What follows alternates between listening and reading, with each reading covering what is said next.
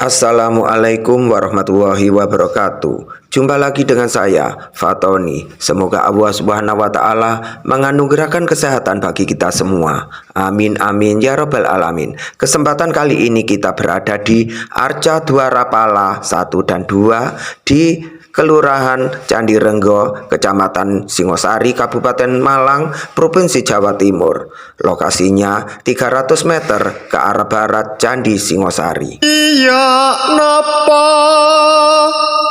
peno. Arca Dwarapala ukurannya sangat besar, setinggi 370 cm, menjadikan sebagai arca Dwarapala terbesar di Indonesia. Perwujudannya digambarkan menyeramkan dengan badan yang besar, mata melotot, taring menyeringai, dan berbagai perhiasan penuh ornamen tengkorak. Ia merupakan penggambaran raksasa menakutkan, tak segan untuk mengusir makhluk yang hendak berbuat kejahatan. Arca tersebut menjadi penjaga kawasan percandian. Maca kurang berkah. Arca Dwarapala Singosari berjumlah sepasang. Satu arca berada di sebelah utara menghadap ke timur. Tampaknya inilah posisi arca yang masih menempati orientasi aslinya. Pasangannya yang berada 30 meter di sebelah selatan telah berganti posisi menghadap ke utara. Pergeseran arca tersebut tidak diketahui sejak kapan terjadi, tetapi sangat mungkin ketika pemerintah Hindia Belanda mengangkat arca yang pada abad 19 Masehi masih terpendam separuh tubuh.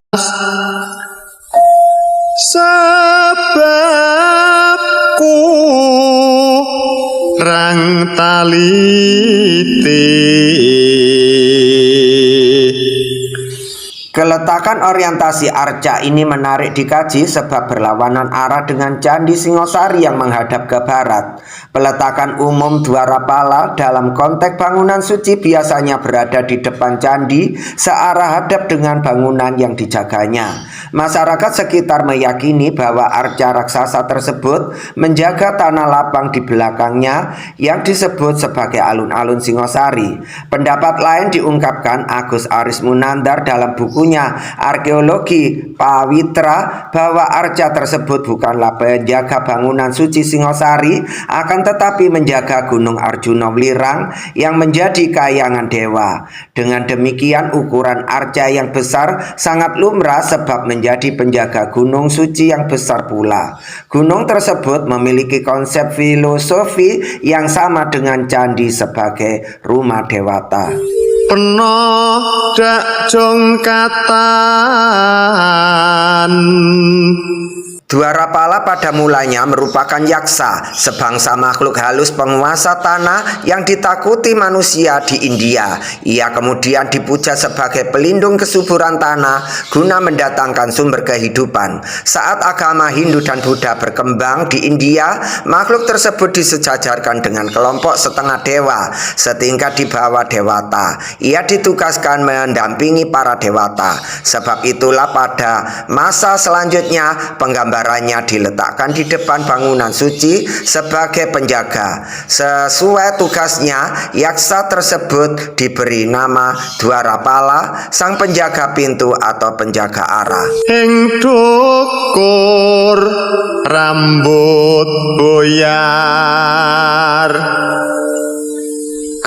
Persebaran Dwarapala di Nusantara seiring dengan perkembangan agama Hindu-Buddha. Kerajaan-kerajaan di Jawa mengadopsi budaya India mulai dari kesenian hingga arsitekturnya. Walau budaya India diserap dengan baik oleh masyarakat Nusantara, akan tetapi nenek moyang tidak begitu saja menerima pengaruh asing. Mereka menyesuaikan budaya yang masuk dengan identitas serta tradisi yang telah dianutnya, termasuk dalam penggambaran Dwarapala Singosari. Arca tersebut walau digambarkan bengis namun tetap memperhatikan unsur keindahannya. Penggambaran arca natural dengan detail bagian tubuh menyerupai manusia menjadi ciri khas gaya seni Singosari. Terlebih adanya penciri berupa hiasan demonik berupa kepala tengkorak menguatkan ciri-ciri arca masa Singosari akhir yang kental dengan unsur tantrayana. Penggambaran Penggambaran tersebutlah yang membedakan arca Dwarapala Singosari dengan arca Dwarapala di India. Angin morak marik Penggambaran arca Dwarapala Singosari menunjukkan identitas arca sebagai bagian seni kerajaan. Kelengkapan arca dan pemahatan yang halus menjadi indikator kuat karya tersebut dilakukan oleh pemahat profesional.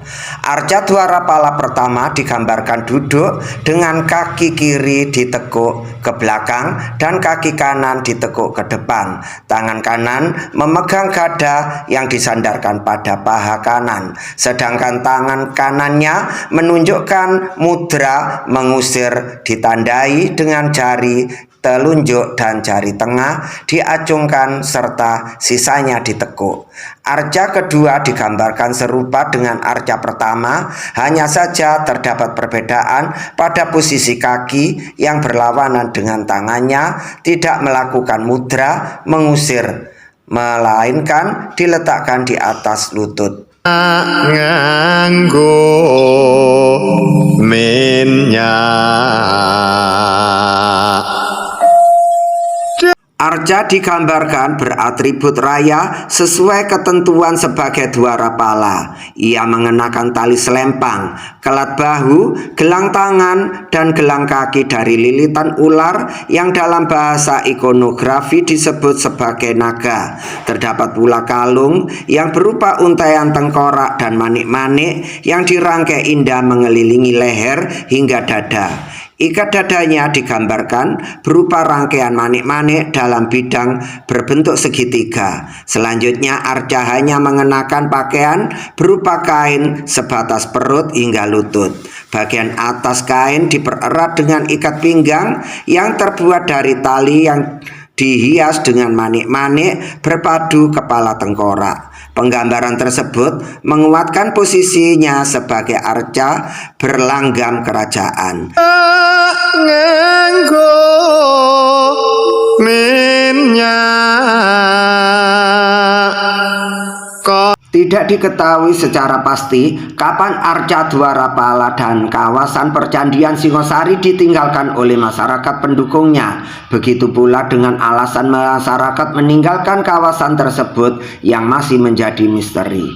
Kabar tertua dari arca tersebut didasarkan pada laporan Nicholas Angel Hart tahun 1803 sewaktu mengunjungi Singosari. Kala itu kawasan di sekitar arca merupakan hutan jati yang ditumbuhi semak belukar. Begitu pula dengan penggambaran Raffles dalam buku History of Java yang memberitakan bahwa pada kawasan hutan tersebut terdapat reruntuhan candi dan arcanya yang masih dikeramatkan penduduk sekitar. Kini wilayah tersebut kembali hidup dengan ditempati masyarakat baru yang membawa peradaban baru. Mereka hidup berdampingan dengan karya nenek moyang dari masa kuno abad 13 Masehi. Cukur sing berhati.